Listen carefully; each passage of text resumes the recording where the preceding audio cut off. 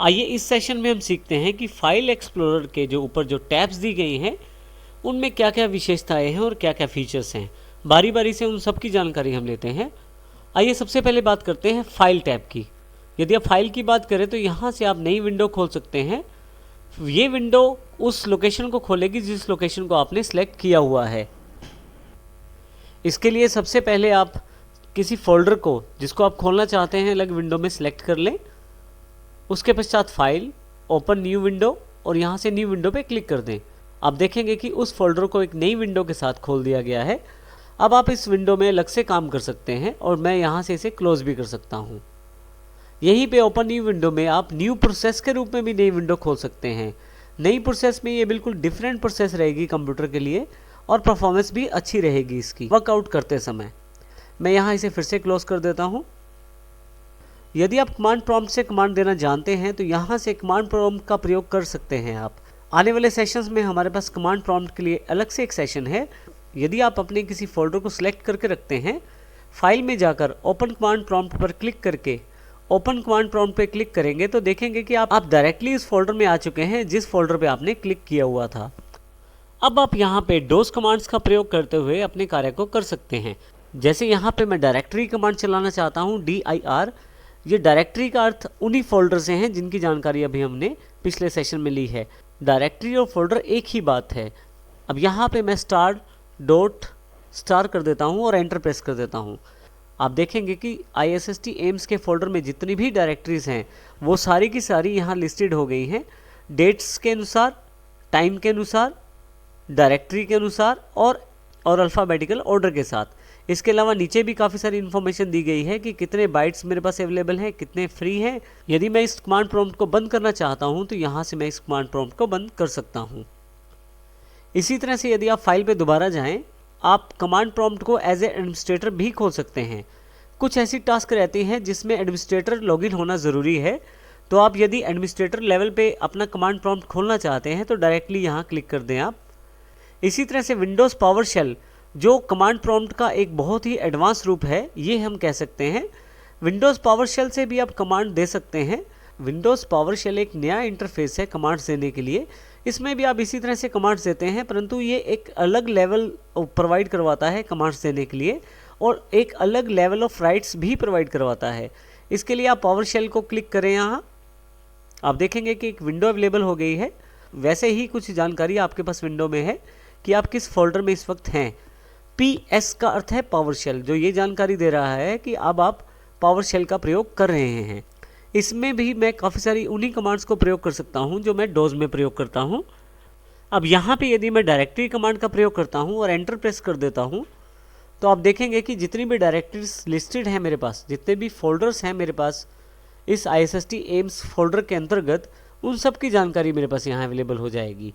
यहाँ से मैं इस पावर शेल को क्लोज कर देता हूँ। फाइल में आप इस विंडोज़ पावर शेल को एज एन एडमिनिस्ट्रेटर भी प्रयोग कर सकते हैं। उसके लिए आप यहाँ पे इस कमांड का प्रयोग कर सकते हैं।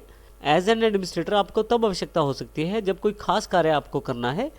कुछ सॉफ्टवेयर या कुछ कमांड्स चलाने के लिए आपको एज एन एडमिनिस्ट्रेटर लॉगिन करना ज़रूरी रहता है, तो ऐसे केस में आप एज एडमिनिस्ट्रेटर का प्रयोग कर सकते हैं।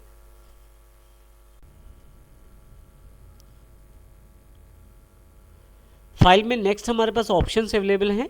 ऑप्शंस पे क्लिक करते ही आपके पास काफ़ी सारे ऑप्शंस अवेलेबल हो जाएंगे जो बेसिक टास्क से रिलेटेड रहते हैं विंडोज़ में। जैसे कि ये बॉक्स फोल्डर ऑप्शंस को जानकारी दे रहा है। इसमें जैसे आप ब्राउज़ करना चाहते हैं किसी फोल्डर को, तो क्या आप उसे उसी विंडो में खोलना चाहते हैं जो विंडो आपके पास पहले से अवेलेबल है, या आप हर बार आप जिस भी फोल्डर को खोलें वो अपनी एक अलग विंडो खोलें। नॉर्मल पोजीशन में जब भी आप क्लिक करते हैं किसी फोल्डर पे तो वो उसी विंडो में खुलता है जिस विंडो में वो होता है। परंतु यदि आप नीचे वाला ऑप्शन क्लिक कर लें तो आप हर बार जब क्लिक करेंगे तो एक नई विंडो खुलेगी हर फोल्डर के साथ। अभी मैं यहाँ से फिर से वही ऑप्शन रहने देता हूँ पहले वाला।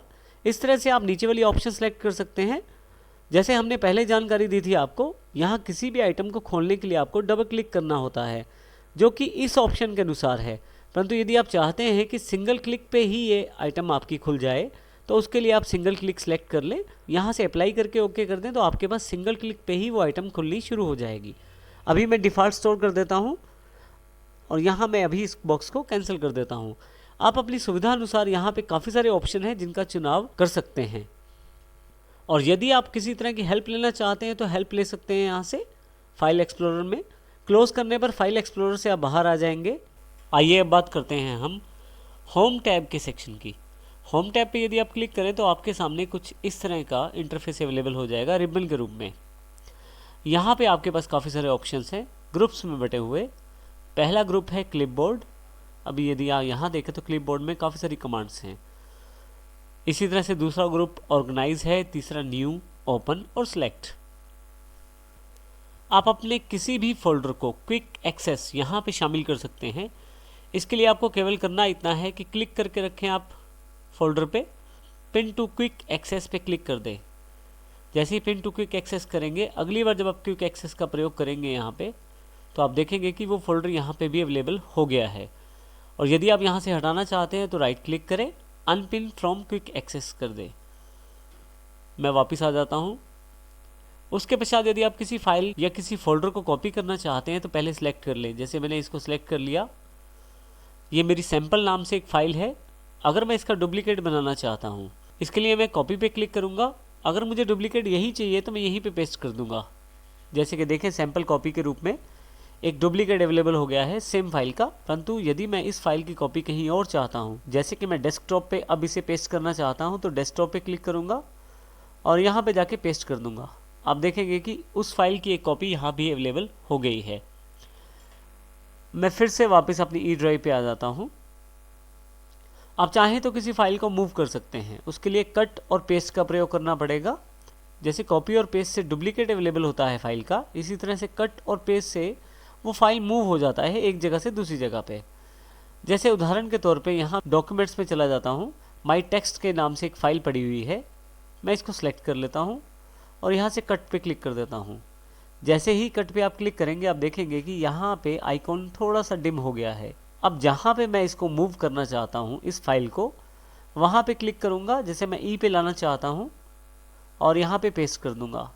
आप देखेंगे कि फ़ाइल यहाँ पे आ गई है। इस बैक बटन से हम बैक जाते हैं। अब देखें यहाँ पे माई टेक्स्ट के नाम से फ़ाइल नहीं है। फिर से फॉरवर्ड आते हैं। आप देखें कि माई टेक्स्ट के नाम से फ़ाइल ई पे अवेलेबल हो गई है। इस प्रकार आप अपनी फाइलों को मूव और कॉपी कर सकते हैं। इसके अतिरिक्त यदि आप किसी पर्टिकुलर फोल्डर के अंतर्गत काम कर रहे हैं और उस फोल्डर का एड्रेस कॉपी करना चाहते हैं तो वो भी कर सकते हैं। जैसे कि यहाँ पे मैं ट्रेनिंग मटेरियल वाले फोल्डर का एड्रेस कॉपी करना चाहता हूँ कि ये फोल्डर कहाँ पे अवेलेबल है। मैं फोल्डर को सिलेक्ट कर लेता हूँ सिंगल क्लिक से और ऊपर बनी हुई कॉपी पाथ कमांड को क्लिक कर देता हूँ। अभी यहाँ पे कुछ नहीं हुआ है, परंतु यदि आप किसी टेक्स्ट एडिटर में जाके, जैसे नोटपैड में जाकर राइट क्लिक करके पेस्ट करें, तो आपके पास उस पर्टिकुलर फोल्डर का एड्रेस आ जाएगा। इसके अतिरिक्त एड्रेस जानने के लिए आप यहाँ भी क्लिक कर सकते हैं। आपको उस लोकेशन का एड्रेस दिया जाएगा जहाँ पे आप इस वक्त हैं। लेफ्ट नेविगेशन पेज से मैं पिक्चर्स पर क्लिक करके अपने कंप्यूटर में अवेलेबल पिक्चर्स पर आ जाता हूँ। अब मान लीजिए मैं इस फाइल को क्लिक कर लेता हूँ और इसको कॉपी कर लेता हूँ और अब मैं यहाँ से ई ड्राइव पर आ जाता हूँ। यदि उस फाइल का मैं डुप्लीकेट बनाना चाहता हूँ तो ज़रूर पेस्ट करूँगा, परंतु यहाँ पे मैं उस फाइल का शॉर्टकट भी बना सकता हूँ पेस्ट शॉर्टकट कमांड से। जैसे ही मैं इसको क्लिक करूँगा, वो फाइल कॉपी नहीं होगा, फाइल वहीं पे रहेगा, केवल उसका एक शॉर्टकट मेरे पास अवेलेबल हो जाएगा। यदि मैं इस शॉर्टकट को डबल क्लिक करूँ तो देखिए वही फाइल मेरे पास ओपन हो जाएगी। परंतु यदि आप यहाँ देखें एरो की तरफ ध्यान से, तो ये एक शॉर्टकट का साइन है। आप किसी भी फाइल या फोल्डर का शॉर्टकट भी पेस्ट कर सकते हैं। नेक्स्ट ग्रुप जो हमारे पास अवेलेबल है वो है ऑर्गेनाइज के रूप में। इस ऑर्गेनाइज ग्रुप की सहायता से भी आप अपनी फाइल्स को मूव कर सकते हैं, कॉपी कर सकते हैं, डिलीट और रीनेम भी कर सकते हैं। जैसा कि हमने यहाँ कट कॉपी पेस्ट से भी सीखा था, परंतु एक और हमारे पास यहाँ वे है इन्हीं कार्यों को करने का, इन्हीं कमांड्स को करने का। जैसे कि उदाहरण के तौर पे मैं सैम्पल फाइल को कहीं और मूव करना चाहता हूँ। मैं सैम्पल फाइल को सिलेक्ट करके रखूँगा, मूव टू पे क्लिक करूँगा। नीचे मेरे पास वो लोकेशंस आ जाएंगे जहाँ मैं इन्हें पेस्ट कर सकता हूँ। कुछ स्पेसिफिक लोकेशन इसने स्वयं आपको दे दिए हैं, जैसे डॉक्यूमेंट्स, पिक्चर्स, डेस्कटॉप इत्यादि। परंतु यदि आप किसी खास लोकेशन पे जाना चाहते हैं तो चूज़ लोकेशन से वो भी चूज़ कर सकते हैं। परंतु यहाँ पे अभी मैं चाहता हूँ मूव टू डेस्कटॉप पर, तो देखिए यहाँ से वो फाइल चली गई है। और यहाँ अगर मैं इसको मिनिमाइज़ कर देता हूँ फाइल एक्सप्लोरर की विंडो को, तो वो फाइल मेरे पास डेस्कटॉप पर अवेलेबल हो गई है। फिर से फाइल एक्सप्लोरर खोल लेते हैं हम। फाइल एक्सप्लोरर में यदि आप कहीं भी राइट क्लिक करें और अंडू मूव कर दें तो वो फाइल वापस आ जाएगी, जैसे कि यहाँ पे ये फाइल वापस आ गई है। आप कंट्रोल Z का प्रयोग भी कर सकते हैं इस कमांड के लिए। मैं सैंपल को दोबारा सेलेक्ट कर लेता हूँ। कॉपी टू कमांड का प्रयोग मैं इसी फाइल की एक डुप्लीकेट कॉपी कहीं और रखने के लिए कर सकता हूँ, जैसे कि मैं डॉक्यूमेंट्स में, पिक्चर्स, डेस्कटॉप, इनमें से किसी भी स्थान पे, या लोकेशन भी चूज़ कर सकता हूँ जहाँ मैं इसे रखना चाहता हूँ। जैसे कि मैं लोकेशन में यहाँ पे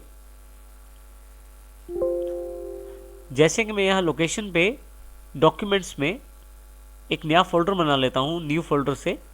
जैसे ही मेक न्यू फोल्डर पे क्लिक करूँगा मेरे पास एक फोल्डर अवेलेबल हो जाएगा और न्यू फाइल्स के नाम से मैं ये फोल्डर बना लेता हूँ। एंटर कर देता हूँ फाइनल करने के लिए। फाइल यहाँ से कॉपी कर देता हूँ।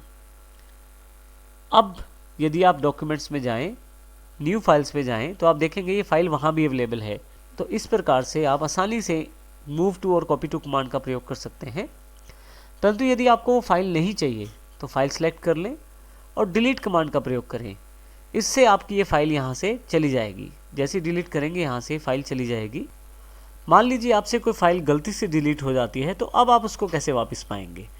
ऐसे केस में आपके पास रिसाइकिल बिन का ऑप्शन रहता है। रिसाइकिल बिन देखिए यहाँ पे डेस्कटॉप पे एक आइकॉन के रूप में अवेलेबल है।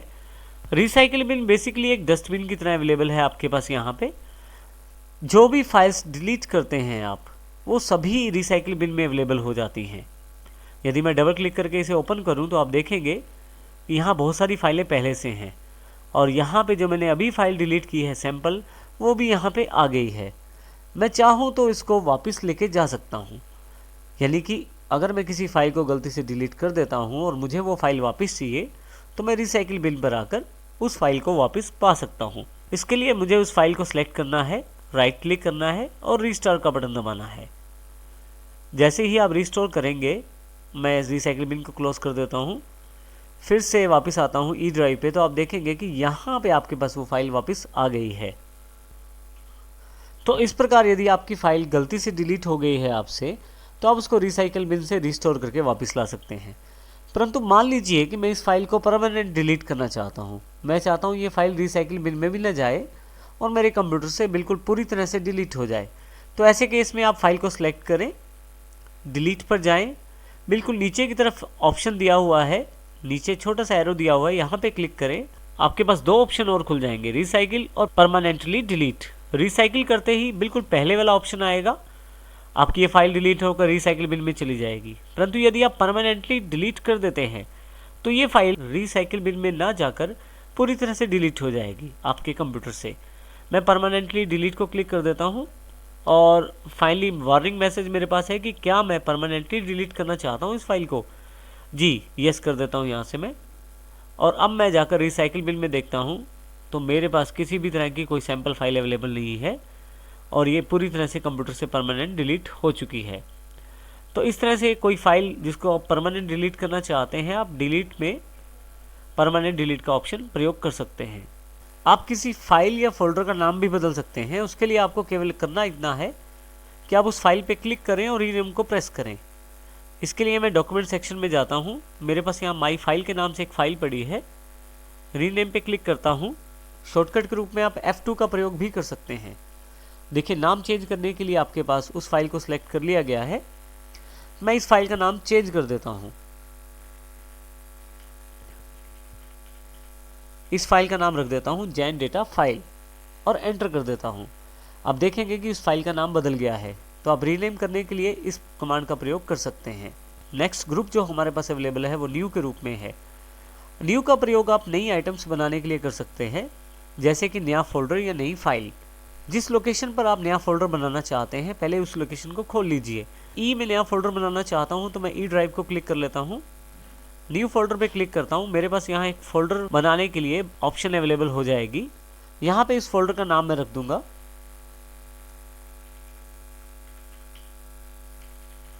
इस फोल्डर का नाम रख देता हूँ इंपॉर्टेंट डेटा। जैसे ही मैं एंटर करता हूँ देखिए मेरे पास ये फोल्डर अवेलेबल हो गया है। आप चाहें तो नई फाइल भी यहाँ से बना सकते हैं। इसके लिए न्यू आइटम पे क्लिक करें। आपके पास काफ़ी सारे ऑप्शन यहाँ पे हैं। ये ऑप्शन आपके कंप्यूटर में इंस्टॉल्ड ऐप्स या सॉफ्टवेयर पर आधारित होते हैं। जैसे कि मेरे पास यहाँ माइक्रोसॉफ्ट वर्ड डॉक्यूमेंट का एक एप्लीकेशन सॉफ्टवेयर है यदि मेरे कंप्यूटर में ये सॉफ्टवेयर होगा, उसकी नई फाइल बनाने का ऑप्शन यहाँ अवेलेबल होगा, परंतु मेरे कंप्यूटर में यदि वो ऐप नहीं है या एप्लीकेशन नहीं है तो फिर ये पॉसिबल नहीं हो पाएगा। अगली कमांड जो हमारे पास अवेलेबल है वो है इजी एक्सेस के रूप में। इजी एक्सेस में आप अपने किसी भी फोल्डर को अपनी लाइब्रेरीज में ऐड कर सकते हैं और आसानी से वहाँ से उसे एक्सेस कर सकते हैं।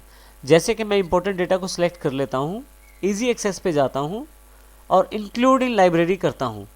यहाँ मेरे पास काफ़ी सारे ऑप्शन हैं, यहाँ से मैं डॉक्यूमेंट्स चुन लेता हूँ। आप देखेंगे कि लाइब्रेरीज़ में डॉक्यूमेंट सेक्शन में इंपॉर्टेंट डेटा को ऐड कर लिया गया है।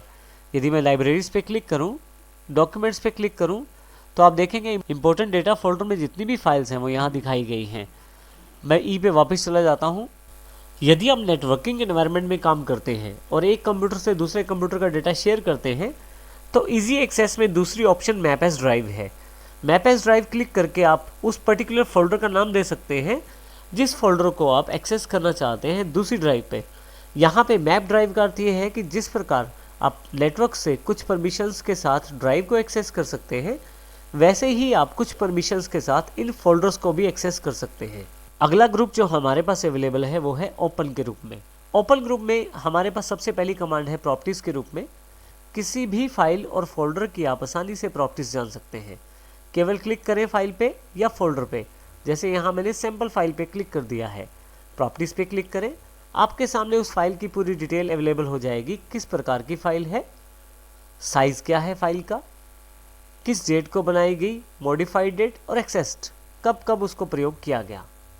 यहाँ मैं इसे कैंसिल कर देता हूँ।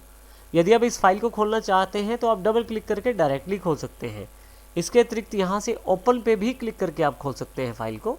आपके पास ये फाइल ओपन होकर आपके सामने आ जाएगी। मैं अभी इसे क्लोज कर देता हूँ। परंतु यदि आपकी कोई फाइल इमेज फाइल है या उसको किसी सॉफ्टवेयर से एडिट किया जा सकता है, जैसे कि यहाँ पे मैं पिक्चर्स पे आ जाता हूँ और किसी पर्टिकुलर फाइल पे क्लिक कर देता हूँ, अब यहाँ पे एडिट भी इनेबल हो जाएगा।